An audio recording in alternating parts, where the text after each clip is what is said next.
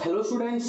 तो बेटा आज का जो हमारा टॉपिक रहने वाला है वो है solution of system of linear equation using inverse of A matrix.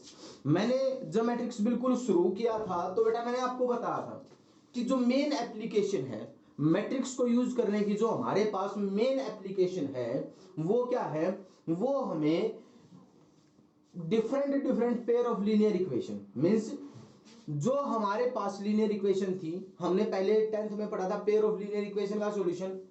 अब अगर दो इक्वेशन से ज्यादा इक्वेशन हमारे पास है तो उनको हम इस मैट्रिक्स मेथड से बड़े आसानी से और बड़े आराम से सोल्व कर सकते हैं।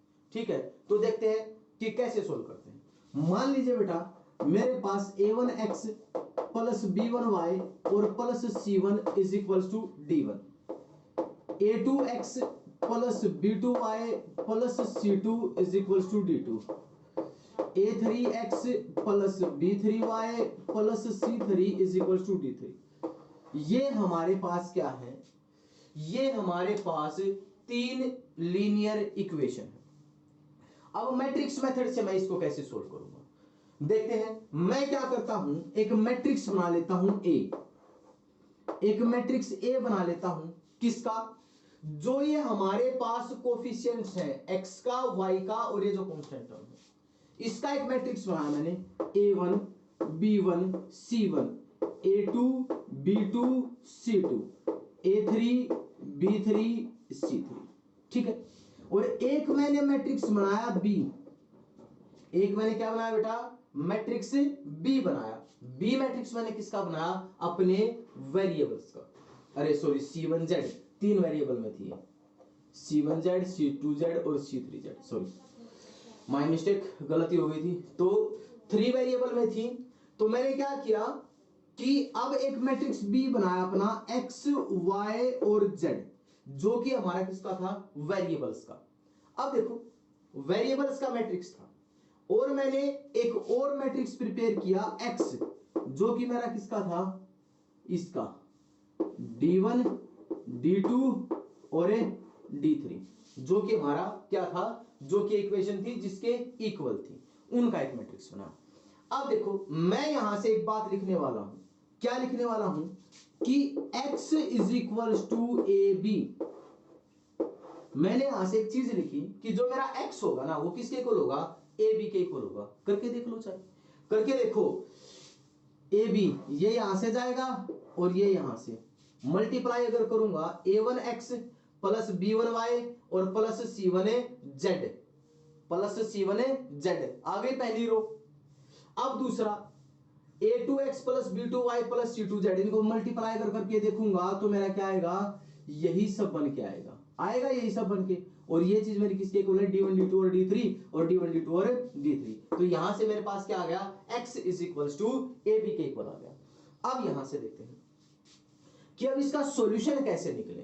सॉल्यूशन हमें किस मेथड से निकालना है, इनवर्स मेथड से। तो सॉल्यूशन कैसे निकले, मैं क्या करता हूं, मैं एक काम करता हूं। ठीक है, क्या करते हैं इस सॉल्यूशन निकालने के लिए कि एक मिनट पोज करिए। ओके बेटा, थोड़ा सा नाम में गड़बड़ हो गया था। हमने क्या किया है कि x को तो ले लिया है, ये वेरिएबल वाली मैट्रिक्स को तो मैंने x से रिप्रेजेंट कर लिया है, और जो d1 d2 d3 वाली मैट्रिक्स थी, जो कि इक्वल टू वाली मैट्रिक्स थी, उसको मैंने क्या नाम दे दिया है, b से। लेकिन कॉन्सेप्ट हमारा वही रहेगा, अब भी वही रहेगा कि जो मेरा ax है, जो कि मेरा ax है वो किसके इक्वल रहेगा, b के इक्वल रहेगा। अब हम क्या करें, हमें तो x चाहिए, हमें तो x y और z की वैल्यू चाहिए है, हमें x y z की वैल्यू चाहिए है। तो मैं क्या करूंगा, परी मल्टीप्लाई कर दूंगा a इनवर्स से, a inverse into a into x is equal to a inverse b। हो गया, तो यहां से a inverse into a i और i इंटू x मेरा क्या हो जाएगा, x, और x is equal to a inverse b मेरा क्या हो जाएगा, सॉल्यूशन हो जाएगा। x is equal to A inverse B मेरा क्या हो जाएगा बेटा, ये हो जाएगा मेरा सॉल्यूशन। और इस सॉल्यूशन को कैसा सॉल्यूशन कहूंगा मैं, यूनिक सॉल्यूशन कहूंगा। कैसा सॉल्यूशन कहूंगा मैं इसको, यूनिक सॉल्यूशन कहूंगा। अब बात करते हैं कंसिस्टेंसी और इनकंसिस्टेंसी की। देखो जो कि हमने जैसा कि 10th क्लास में भी पढ़ा था कि जो हमारा सिस्टम ऑफ इक्वेशन है कब कंसिस्टेंट होता है और कब इनकंसिस्टेंट होता है। तो देखते हैं, हम सिस्टम ऑफ इक्वेशन की बात करते हैं। सिस्टम ऑफ इक्वेशन की, यहां से हमारे पास दो बातें निकल के आएंगी। क्या क्या निकल के आएंगी? पहली बात देखो, इनवर्स एग्जिस्ट करता है या नहीं है। देखो यहां से हमने इनवर्स पे बात करी कि इनवर्स पे मैंने अगर बात की है तो इनवर्स पे बात कर रहे हैं। इनवर्स कब एग्जिस्ट करता है? इनवर्स तो टोटली इस डिटरमिनेंट ऑफ ए पे मैटर करता है। ठीक है, अब देखते हैं कि पहली condition, if determinant of A is not equals to 0, अगर डिटरमिनेंट ऑफ ए 0 के इक्वल नहीं है तो मेरे पास क्या आएगा? सीधा इनवर्स निकल के आएगा। तो यहां से जो सॉल्यूशन होगा वो होगा x is equals to A inverse b, और यूनिक सॉल्यूशन होगा। कैसा सॉल्यूशन होगा? हमारे पास है यूनिक सॉल्यूशन होगा, और यूनिक सॉल्यूशन होगा तो कैसा? पेयर ऑफ लीनियर इक्वेशन हमारे पास, उसको हम कहेंगे consistent system of linear equation. अब हमारे पास दूसरी कंडीशन क्या है? दूसरी कंडीशन है if determinant of A equals to 0। ऐसा भी तो हो सकता है कि हमारे पास डिटरमिनेंट ऑफ ए क्या आ जाए? 0 के इक्वल आ जाए। अब 0 के इक्वल आए ना तो हमें क्या करना है? हमें निकालना है adjoint of A into B.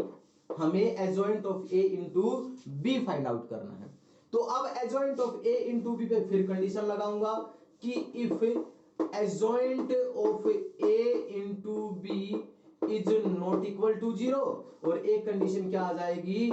Adjoint of A into B equal to 0। दो कंडीशन आ गई। ठीक है, अब अगर ये कंडीशन रहेगी मेरे पास नॉट इक्वल टू 0 तो कैसा सॉल्यूशन है? No solution. और इक्वल टू 0 तो कैसा सॉल्यूशन है? Infinite solution. कैसा सॉल्यूशन है? Infinite solution. तो अगर नो सॉल्यूशन होता तो inconsistent pair of inconsistent system of linear equation, और अगर इनफाइनाइट सॉल्यूशन होता है तो कैसा? Consistent system of linear equation होता है। ये हम 10th क्लास में, या फिर ये बात हमें पहले से भी पता थी। तो अब देखते हैं कि हमारे एग्जाम में क्या क्वेश्चन आएगा। हमारे एग्जाम में यहां से क्वेश्चन आएगा 95% A inverse x is equal to A inverse b means unique solution पे क्वेश्चन आएगा। ठीक है, तो हमें यूनिक सॉल्यूशन से रिलेटेड क्वेश्चन देखने हैं, और कुछ एक प्रॉपर्टी से रिलेटेड क्वेश्चंस हमारे पास आते हैं। तो देखते हैं कि उन क्वेश्चंस से और समझते हैं कि कैसे हम इस प्रकार से मैट्रिक्स मेथड से इन पेयर ऑफ लीनियर इक्वेशंस को सोल्व करते हैं। So pause the video to note it down. Okay बेटा, तो अब हम देखते हैं question related to matrix method, how to solve such type of equations using matrix method. तो देखो, सबसे पहले मैंने क्या कहा था कि इन सिस्टम ऑफ लीनियर इक्वेशन से हम क्या करेंगे? अपने मैट्रिक्स प्रिपेयर करेंगे। तो सबसे पहले मैंने मैट्रिक्स ए प्रिपेयर किया, जो कि हमारा किसका था? कोफिशिएंट का मैट्रिक्स। यहां x का कोफिशिएंट 1, y का भी 1, z का भी 1, 1 -1 1 2 1 -1 हो गया कोफिशिएंट का। अब एक मैट्रिक्स x प्रिपेयर करना है हमें किसका? वेरिएबल्स का। और एक मैट्रिक्स प्रिपेयर करना है b हमें किसका? d1 d2 और d3 का। ठीक है, अब मैंने बताया था कि भाई जो सॉल्यूशन है वो कैसा आएगा, वो किस पे डिपेंड करता है हमारा? वो डिपेंड करता है हमारा डिटरमिनेंट ऑफ ए पे। तो डिटरमिनेंट ऑफ ए निकालते हैं यहां से 1 एज इट इज, ये भी गया, ये भी गया। 1 -1 यहाँ पे हो गया मेरे पास 0, -1 लेके चला, मेरा ये भी गया, ये भी गया। -1 -2 यहाँ आ गया मेरे पास -3। अब आ गया +1, ये भी गया, ये भी गया। 1 + 2 ये हो गया मेरे पास 3। तो यहां से 3 + 3 6 which is not equal to 0।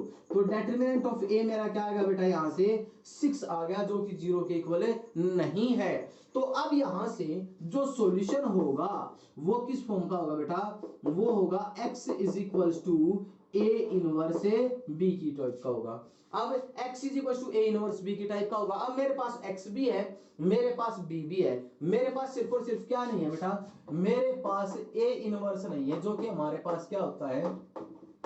Adjoint of A over determinant of A होता है। तो सबसे पहले मेरे को क्या फाइंड आउट करना पड़ेगा, मेरे को फाइंड आउट करना पड़ेगा यहाँ पे एडजॉइंट ऑफ ए, जो कि हर विद्यार्थी को आता है कि how to find adjoint of A. Adjoint of A हमारे पास क्या होता है बेटा, ए आई जे ट्रांसपोज, मींस जो हमारे पास ये मैट्रिक्स ए है इसके कोफैक्टर्स का ट्रांसपोज होता है। तो मैं इतना ज्यादा टाइम ना लगाते हुए कि भाई हाँ एडजॉइंट कैसे फाइंड आउट करना, ये सब आपको आता है, एडजॉइंट आपको खुद से सोल्व करना है, तो मैं यहां लिख रहा हूं डायरेक्ट एडजॉइंट ऑफ ए हमारा क्या आ जाएगा, एडजॉइंट ऑफ ए आएगा हमारा 0 3 3 2 3 1 2 3 1 2 0 और ये आ जाएगा हमारा यहाँ पे -2। ये आ गया हमारे पास क्या, एडजॉइंट ऑफ ए आ गया, ये मेरे पास एडजॉइंट ऑफ ए। अब मेरे को तो चाहिए ए इनवर्स, ए इनवर्स क्या आ जाएगा 1/6, क्योंकि डिटरमिनेंट ऑफ ए तो मेरा क्या था 6, 1/6 इंटू 0 3 3 2 3 1 2 0 एंड -2, ये आ गया हमारे पास क्या बेटा, ए इनवर्स आ गया। अब हमें क्या करना है, देखो बेटा how to find adjoint, adjoint कैसे निकालना है पिछली वीडियो जाके देखो, ठीक है। स्पेस की वजह से स्पेस भी कम है बोर्ड पे और एडजॉइंट नहीं आ पाएगा, अब उसमें तो एडजॉइंट ही आ पाएगा, तो इसलिए ठीक है।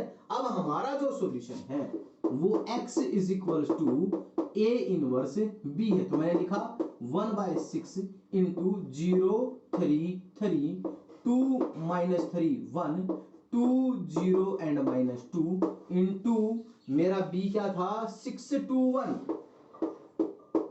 तो देखो सबसे पहली बात तो ये चीज चेक करो कि मल्टीप्लाई होगा या नहीं होगा।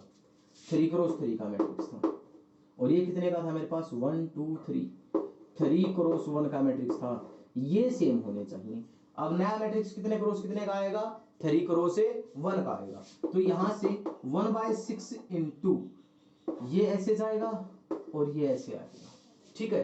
तो 0 इंटू 6 0, 2 इंटू 2 4 और 4 प्लस 2 6, 18 माइनस 6 18 माइनस 6 12 आ जाएगा यहाँ पे, 18 प्लस 2 20 माइनस 2 18।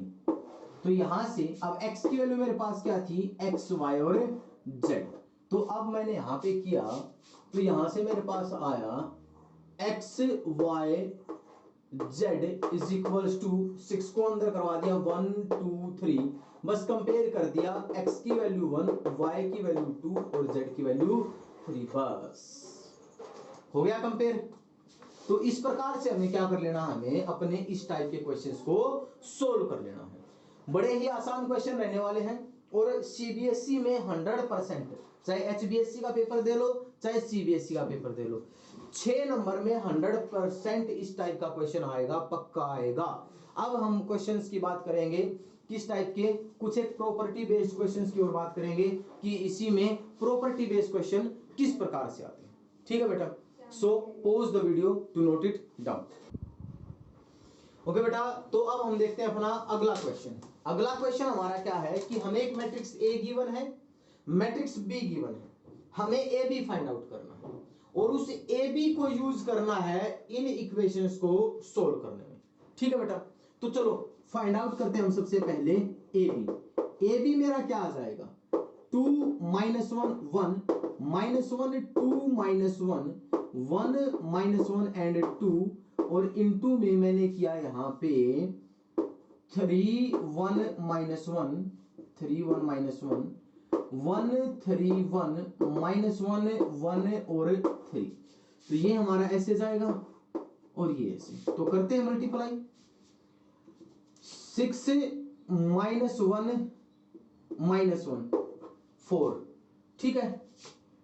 2 -3 +1 2 -3 +1 0 -2 -1 और 3 0, ठीक है। अब यहां से -3 +2 +1 0 -1 +6 -1 4 और यहां से अब इसी की बारी तीसरी के साथ 1 +2 -3 0 और यहां से मैंने क्या 3 माइनस 1 माइनस 2, 3 माइनस 1 माइनस 2 0, यहां से 1 minus 3 plus 2 0, minus 1 minus 1 minus 1 minus 1 minus 2 और प्लस 6 4, जो कि मेरे पास किसके इक्वल आ गया 4i के आया 4i के। अब एक बात समझो, यहां से मैंने आपको लास्ट वीडियोस में बताया था क्या कि इफ यहां कर रहा हूं मैं A B is equal to I है, तो मैंने क्या कहा था कि ए बी का क्या है इनवर्स है और बी भी किसका इनवर्स है ए का इनवर्स है। अब यहां देखो इसको ध्यान से देखो, 2 minus 1 1, 2 minus 1 1, minus 1 2 minus 1, minus 1 2 minus 1, 1 minus 1 2, 1 minus 1 2। इन इक्वेशंस से हमारा क्या बन रहा है मैट्रिक्स ए। मतलब मेरे को सिंपल भाषा में क्या निकालना है ए इनवर्स निकालना है। क्या निकालना है ए इनवर्स। ए इनवर्स निकालना है और A B is equal to 4i है। ए बी मेरा किसके इक्वल है 4i के इक्वल है। तो यहां से मैं क्या करूंगा कि ए इनवर्स से प्री मल्टीप्लाई करता हूं, तो मेरे पास यहां बचा b is equal to 4a inverse. तो यहां से a इनवर्स की वैल्यू मेरे पास क्या आई 1/4b। यहां से a इनवर्स निकल गया मेरा क्या 1/4ab। अब a इनवर्स ही आ गया, तो अब a इनवर्स मतलब एग्जिस्ट करता है। अब हमें डेटरमिनेंट कुछ भी निकालने की जरूरत नहीं है, सीधा लिखो भाई a inverse is equal to 1/4 into 3 1 minus 1 1 3 1 minus 1 1 and 3। आपका क्वेश्चन सॉल्व हो गया। तो अब सिंपली क्या करना है x is equal to a inverse भी लगाना है, और जो मैंने लास्ट क्वेश्चन किया था उस लास्ट क्वेश्चन की तरह से इस क्वेश्चन को भी क्या कर लेना आपको बेटा सोल्व कर लेना है। तो इस प्रकार से भी आपको क्वेश्चन मिल सकते हैं आपके जो भी सिस्टम ऑफ लीनियर इक्वेशन है। अब एक टाइप और आती है हमारे पास ट्रांसपोज वाली, उस ट्रांसपोज वाली टाइप से रिलेटेड और एक क्वेश्चन देखते हैं। So pause the video to note it down. Okay बेटा, तो अब हमारा अगला क्वेश्चन है। अगले क्वेश्चन में हमें ए दे रखा है और हमें क्या फाइंड आउट करना है पहले ए इनवर्स फाइंड आउट करना है। देखो सीधी सी बात है, ए इनवर्स के लिए सबसे पहले determinant of A find out करूंगा। अब determinant of A find out करूंगा तो डिटरमिनेंट ऑफ ए यहां से करते हैं मेरा 1 एज इट इज, ये गया 1 प्लस 3 4 प्लस 1, ये भी गया ये और ये 2 प्लस 3 5 और प्लस 1 एज इट इज, ये भी गया 2 माइनस 1 1, तो जो कि हमारे पास 10 आ गया और 0 के इक्वल नहीं है। अब हमें क्या फाइंड आउट करना है बेटा, हमें फाइंड आउट करना है ए इनवर्स, जो कि होता है हमारा adjoint of A over determinant of A. तो मैं डायरेक्ट लिख रहा हूं कि हमारे पास जो ए इनवर्स रहने वाला है वो रहने वाला है बेटा 1/10 4 माइनस 5 1 2 0 माइनस 2 एंड 2 5 3। ये हमारे पास आ गया ए इनवर्स। अब हमें इस ए इनवर्स को यूज करते हुए इन इक्वेशंस को क्या करना है सोल्व करना है। बस जो मेन प्रॉपर्टी यूज हो रही है ना, मैं बस आपको वो समझाने जा रहा हूं कि मेन क्या चीज यूज हो रही है। अब आप ध्यान से देखो कि अब ये जो मैट्रिक्स मेरे पास बन रहा है, देखो मैं यहां से एक मैट्रिक्स प्रिपेयर कर रहा हूं। यहां से मेरे पास 1 2 1 माइनस 1 1 1 1 माइनस 3 एंड 1, ये बन रहा है मेरे पास।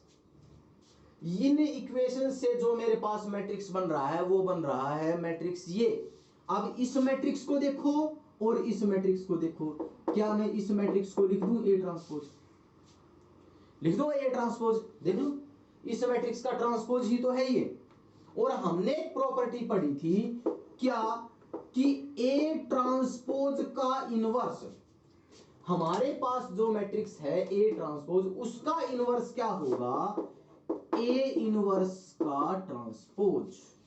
मतलब अब अगर मेरे को इस मैट्रिक्स का इनवर्स चाहिए है तो मेरे को सिर्फ और सिर्फ क्या करना पड़ेगा इस इनवर्स का क्या करना पड़ेगा, ट्रांसपोज करना पड़ेगा, बस और कुछ नहीं करना पड़ेगा। अब यहां से अगर मैं इसका इनवर्स, मतलब हमारे पास ये A ट्रांसपोज था और इसका इनवर्स अगर मेरे को चाहिए है तो वो मेरा रहेगा 1/10, यहां से 4 - 5 1, यहां से हो जाएगा मेरे पास 2 0 - 2 एंड 2 5 3। इस मैट्रिक्स का इनवर्स आ गया, ये आ गया इस मैट्रिक्स का इनवर्स। बस मेन काम इनवर्स ही तो था, इनवर्स मेरे पास है तो अब लगा दो x = A इनवर्स B और हम क्या कर लेंगे, अपनी इक्वेशंस को सोल्व कर लेंगे। तो यहां तक आई है बात, समझो बेटा। अब बाकी यूं का यूं फर्स्ट क्वेश्चन की तरह ही आपको प्रोसीड करना है। So pause the video to note it down. Okay बेटा, तो अब हमारा लास्ट टॉपिक है solution of system of homogeneous linear equation. तो देखो बेटा, अगर यहां पे लास्ट में इक्वल टू के बाद 0 हो जाए तो उसको क्या कहेंगे, homogeneous system of linear equation. मैंने मैट्रिक्स A बनाया, मैट्रिक्स B बनाया और मैट्रिक्स X बनाया, और जो हमारा सॉल्यूशन होता है बेटा वो क्या होता है, हमारे पास सॉल्यूशन होता है AX = B। तो यहां से B तो मेरा 0 था तो इसलिए मैंने क्या कर दिया, यहां पे AX = 0। अब यहां पे कंडीशन आई कि मेरा सॉल्यूशन तो हो गया AX = 0। अब अगर मान लीजिए डिटरमिनेंट ऑफ A मेरा 0 के इक्वल नहीं है, मतलब A इनवर्स मेरा क्या करता है, एग्जिस्ट करता है। A इनवर्स मेरा क्या करता है, एग्जिस्ट करता है। एग्जिस्ट करता है तो X = A इनवर्स B हो जाएगा, मेरे पास सॉल्यूशन हो जाएगा। पिछले वाले की तरह चलता हूं मैं, x = मेरे पास क्या हो जाएगा, A इनवर्स B हो जाएगा। अब A इनवर्स B हो गया, लेकिन B तो मेरा क्या है, 0, तो x मेरा किसके इक्वल हो जाएगा, 0 के इक्वल हो जाएगा। तो हमारे पास x y और z की क्या वैल्यूज आ जाएंगी, 0 आ जाएंगी, और उसको क्या कह देंगे, हमें ट्रिवियल सॉल्यूशन कह देंगे। और अगर 0 के इक्वल है तो उसको क्या कहेंगे, नॉन ट्रिवियल सॉल्यूशन कहेंगे। और उसको कैसे सॉल्व करते हैं, उसमें हम एक इक्वेशन से किसी एक वेरिएबल की वैल्यू निकाल लेते हैं और वो वही बात है इनफाइनाइट मैनी सॉल्यूशन की तरह ही काम करेगा। तो देखते हैं कि उस टाइप के क्वेश्चन को हम कैसे सॉल्व करेंगे। So pause the video to note it down. Okay बेटा, तो अब हमारा अगला जो क्वेश्चन है वो है नॉन ट्रिवियल सॉल्यूशन पे। मैंने इक्वेशन लिखी, इक्वेशन से मैट्रिक्स बनाया, डिटरमिनेंट निकाला। डिटरमिनेंट हमारा किसके इक्वल आया बेटा, 0 के इक्वल आया। तो मैंने क्या कह दिया कि भाई ये कैसा सॉल्यूशन है, नॉन ट्रिवियल सॉल्यूशन। अब इसके लिए हमें क्या करना है, मैंने बताया था कि जैसे कि एक इक्वेशन को पकड़ना, मैंने फर्स्ट को पकड़ा, उसमें से x को अलग कर दिया x को अलग।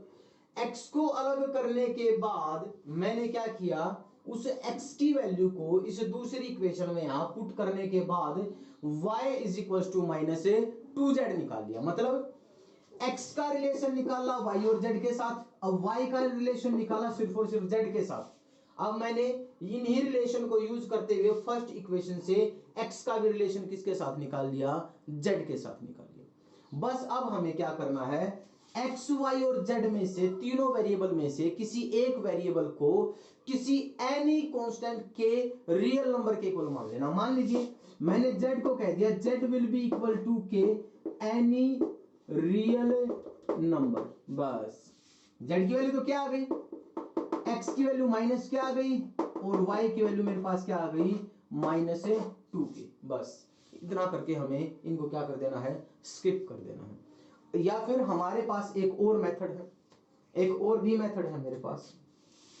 उस मेथड से हम क्या करेंगे, वो मेथड है हमारा, वो थोड़ा सा लेंथी हो जाता है। उसमें हमने यहाँ x की वैल्यू निकाल ली y और z की फॉर्म में। पहले 3x3 का मैट्रिक्स था, इससे एक और सब मैट्रिक्स बनाएंगे 2x2 का। उस सब मैट्रिक्स का डिटरमिनेंट चेक करेंगे, वो जो कि हमारे पास नॉट इक्वल टू 0 आएगा, वहां से हम क्या करेंगे, y और z की वैल्यू निकालेंगे।